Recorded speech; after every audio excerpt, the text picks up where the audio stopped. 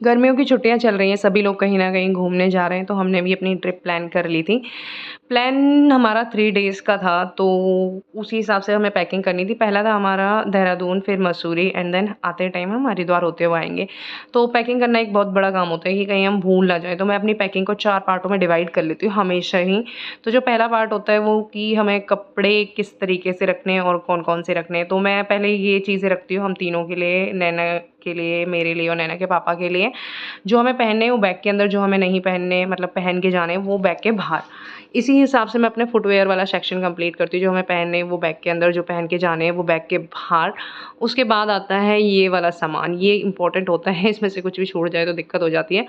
तो ये मैंने इस तरीके से बॉक्स में पैक किया था कि ये आराम से इधर-उधर ना हो जाए बैग में। इस सामान को रखने के बाद मेरा जो आता है लास्ट 4th वाला, वो ये आता है कि जैसे ब्रश हो गए, सोप हो गया एंड शैम्पू वगैरह हो गए। ये मैं कभी भी, मुझे होटल से जो मिलते हैं मैं वो इस्तेमाल नहीं करती, मैं हमेशा ही अपने साथ लेके जाती हूँ। तो मेरी ये वाली पैकिंग तो सारी हो चुकी थी। इसके बाद आता है मेरा खाने-पीने का, तो मैं वो पहले से डिसाइड नहीं करती। लास्ट टाइम में मुझे जो लगता है कि मैं ये बना सकती हूँ, तो मैं वो बना लेती हूँ। तो मैंने जो बनाई थी, वो बनाई थी मैंने मैक्रोनी एंड मैक्रोनी के बाद हम कुछ पैक्ड स्टफ़ लेके आए थे, जैसे कि चिप्स वग़ैरह थी। हमें रास्ते में ही खानी थी, तो ये मैंने बैग के अंदर नहीं रखी।